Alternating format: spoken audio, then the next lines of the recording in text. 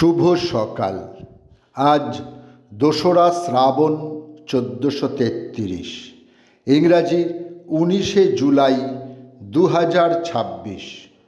তৎকালীন সমর্পিত ও বিজিত প্রদেশের বর্তমান উত্তরপ্রদেশের উচ্চ বালিয়া জেলার নাগাওয়া গ্রামে এক ব্রাহ্মণ পরিবারে ১৯শে জুলাই ১৮২৭ জন্মগ্রহণ করেন মঙ্গল পাণ্ডে। ১৮৫৭ ভারতের সিপাহী বিদ্রোহ বা জাতীয় মহাবিদ্রোহের সূত্রপাত ঘটিয়েছিলেন তিনি। পুরস্কার স্বরূপ মিলেছিল মৃত্যুদণ্ড।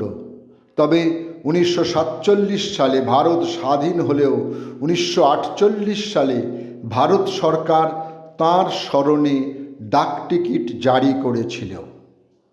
১৯শে জুলাই ১৮৬৩ নদিয়া জেলার কৃষ্ণনগরে জন্মগ্রহণ করেন বিশিষ্ট বাঙালি কবি, নাটককার ও সঙ্গীত স্রষ্টা দ্বিজেন্দ্রলাল রায়। তিনি প্রায় ৫০০ গান রচনা করেছেন সঙ্গীত জগতে, যা দ্বিজেন্দ্র গীতি নামে পরিচিত। তাঁর নাটকগুলিও ৪ শ্রেণীতে বিভক্ত: প্রহসন, কাব্যনাট্য, ঐতিহাসিক নাটক ও সামাজিক নাটক। পিতা কার্তিকেয় চন্দ্র নিজে ছিলেন একজন বিশিষ্ট খেয়াল গায়ক ও সাহিত্যিক এবং মা প্রসন্নময়ী দেবী ছিলেন অদ্বৈত আচার্যের বংশধর। হাস্যরসে তাঁর জুড়ি মেলা ভার।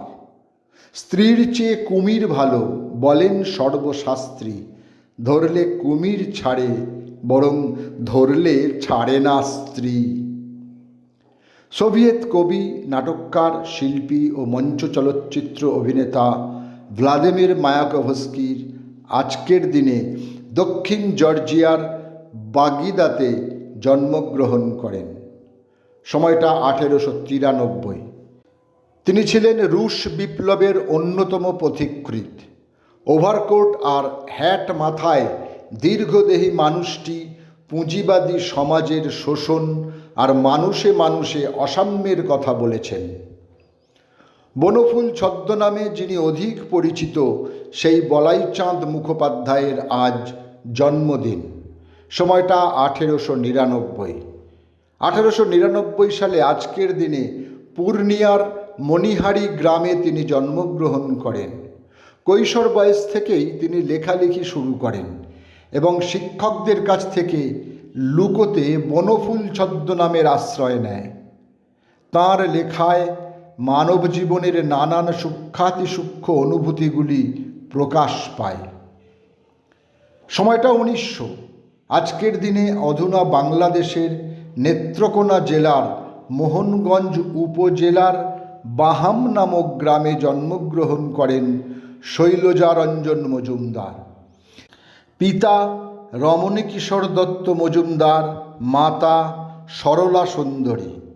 শৈলজারঞ্জন একজন বিশিষ্ট সঙ্গীতজ্ঞ, রবীন্দ্রসঙ্গীত প্রশিক্ষক, রবীন্দ্রভারতীর রসায়ন বিজ্ঞানের শিক্ষক এবং সর্বোপরি রবীন্দ্রসঙ্গীতের স্বরলিপিকার। ১৯শে জুলাই ১৮৮৮, ৭৯ বছর বয়সে পরলোক গমন করেন ভারতীয় বাঙালি সমাজ সংস্কারক জয়কৃষ্ণ মুখোপাধ্যায়। বিবাহ সূত্রে তিনি সাবর্ণ রায়চৌধুরী পরিবারের জামাতা। জয়কৃষ্ণ হুগলি জেলার উত্তরপাড়ায় যে সম্পত্তি ক্রয় করেন, দেখতে দেখতে তাঁর সম্পত্তির পরিমাণ দ্বারকানাথ ঠাকুরের সমতুল্য হয়ে দাঁড়ায়। ১৮৫২ 15ই এপ্রিল তাঁর উদ্যোগে প্রতিষ্ঠিত হয় এশিয়ার প্রথম পাবলিক লাইব্রেরি, যা বর্তমানে উত্তরপাড়া জয়কৃষ্ণ পাবলিক লাইব্রেরি নামে পরিচিত। তাঁরই উদ্যোগে উত্তরপাড়া হাই স্কুল ও কলেজ প্রতিষ্ঠিত হয়। বিভূতিভূষণ সরকার ছিলেন একজন ব্রিটিশ বিরোধী স্বাধীনতা সংগ্রামী এবং সমাজসেবী। গান্ধীবাদী নেতা প্রফুল্লচন্দ্র সেনের সান্নিধ্যে আসেন। তাঁর সঙ্গে সত্যাগ্রহ ও ভারত ছাড়ো আন্দোলনে সক্রিয় অংশগ্রহণ করেন। স্বাধীনতার ২৫ বছর পূর্তিতে তৎকালীন প্রধানমন্ত্রী শ্রীমতী ইন্দিরা গান্ধী 1972-এর 15ই আগস্ট তাঁকে তাম্রপত্র স্বাধীনতা সংগ্রামী পুরস্কার প্রদান করেন। আজ তাঁর মৃত্যুদিন, সময়টা 1988। কমলা দাশগুপ্ত ছিলেন ব্রিটিশ বিরোধী স্বাধীনতা আন্দোলনের অগ্নিযুগের এক ভারতীয় নারী বিপ্লবী ও সাহিত্যিক।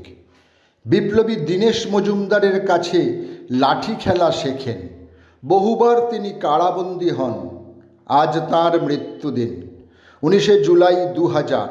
93 বছর বয়সে তিনি কলকাতায় প্রয়াত হন। দেশভাগের পর তিনি আত্মজীবনী লেখেন ও পরবর্তীতে লিখেছিলেন স্বাধীনতা সংগ্রামে বাংলার নারী। হুমায়ুন আহমেদ ছিলেন বাংলাদেশের একজন ঔপন্যাসিক, ছোট গল্পকার, নাটককার, গীতিকার, চিত্রনাট্যকার ও চলচ্চিত্র নির্মাতা। বাংলা কথা সাহিত্যে সংলাপ প্রধান নতুন শৈলীর তিনি জনক। মিসির আলী এবং হিমু তাঁর সৃষ্ট অন্যতম দুটি জনপ্রিয় চরিত্র। আজ তাঁর মৃত্যুদিন, 19শে জুলাই 2012। 63 বছর বয়সে নিউ ইয়র্কের বেলভিউ হাসপাতালে তিনি শেষ নিঃশ্বাস ত্যাগ করেন। সকলকেই আমার আনত প্রণাম।